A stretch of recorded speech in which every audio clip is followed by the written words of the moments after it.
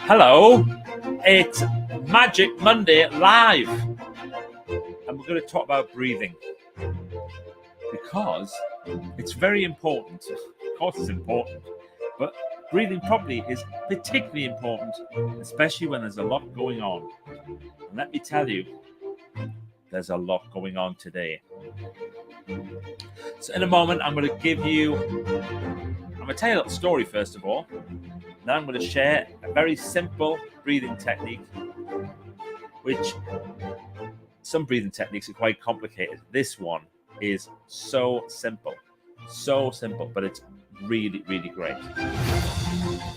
So you can let me know where you're watching from, as already Mr. Brilliant Ian Pilbeam has done.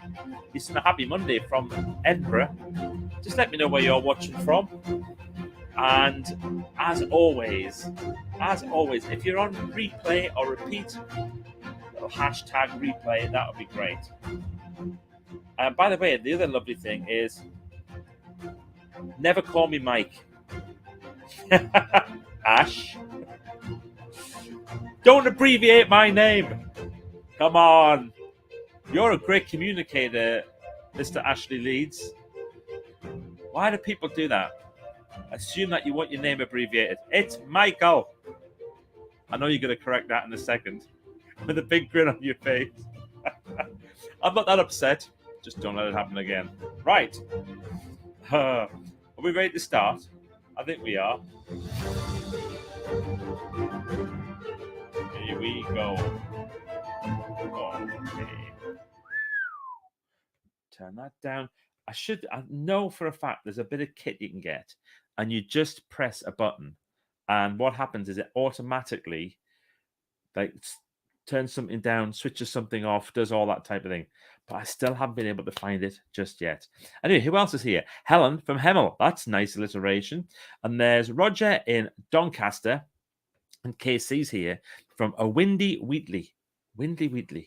And it's cold in Sidmouth in Devon. And there's Wilma saying, my favourite name, Michael. Thank you, Wilma. And how lovely to see you. Hope you're well. Always lovely to see you, Wilma. So today I want to talk a little bit about breathing. And the reason why is I sometimes forget to breathe. Now, when I say forget to breathe, I don't mean, obviously, just for hours.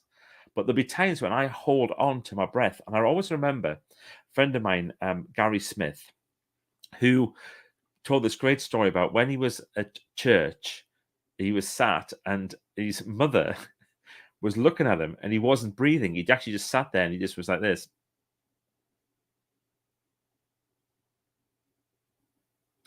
And she couldn't stand it. And she was like, I just need to make sure that he breathes.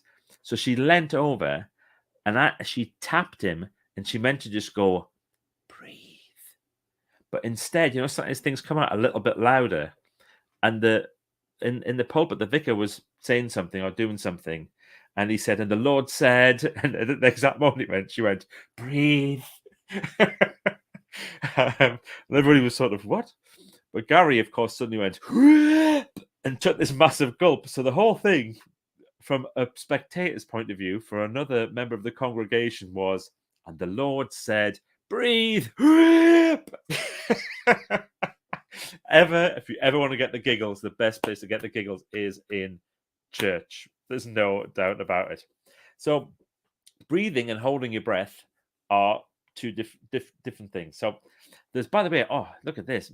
Mike Hubbard's just made a comment. You are the 2-minute king. That means I can hold my breath for 2 minutes without really worrying about it. I can do that no problem at all. And I did a brilliant thing with Mike for our Team 17 group where I interviewed him and he's done all the Wim Hof stuff and he does the cold water submersion, all that type of thing. We talked about breathing and he gave me this challenge to hold my breath for a minute and I did 2 minutes really, really well. And I think the reason why is because I do practice this particular breathing technique, which I'm going to share with you now. And the reason why this works so well is it's very, very calming. And I've used it twice today already because there's a lot happening today. If you don't know, tonight we launch our next Write That Book masterclass. And the day of a launch it's always slightly bonkers. You suddenly realize that 6 emails that you're meant to be sending out haven't been written yet. People start asking you loads of questions. This is the 5th time I've done a launch like this, and still things catch you out. But that's fine. It's all good. So I do this breathing technique, and basically what you have to do is you breathe in, and then you hold, and then you breathe out. Well, that's all breathing. But here's the key. The out breath has to be longer than the in breath. And the hold breath in the middle, okay, the hold breath in the middle just needs to be for an amount of time that you feel comfortable with. I used to have it all timed out, but basically, if it's this, if your in breath lasts for 4 seconds, make sure your out breath lasts for 6 seconds, and then the hold in the middle just for how long you're comfortable. So it'll be something like this. Ready? Breathe in, hold, and then out.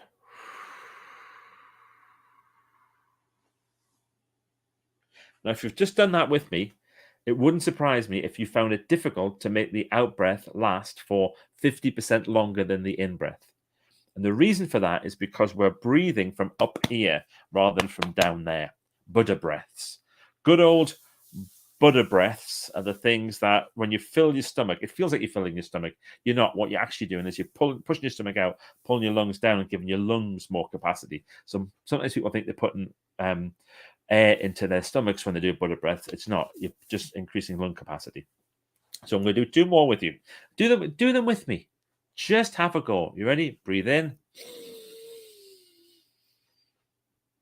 Hold. And out.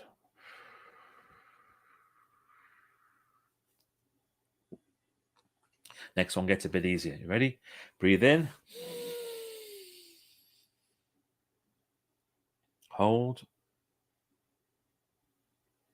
And out.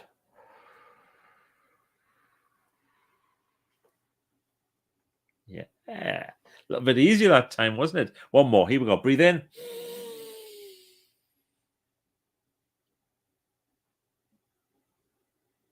And out.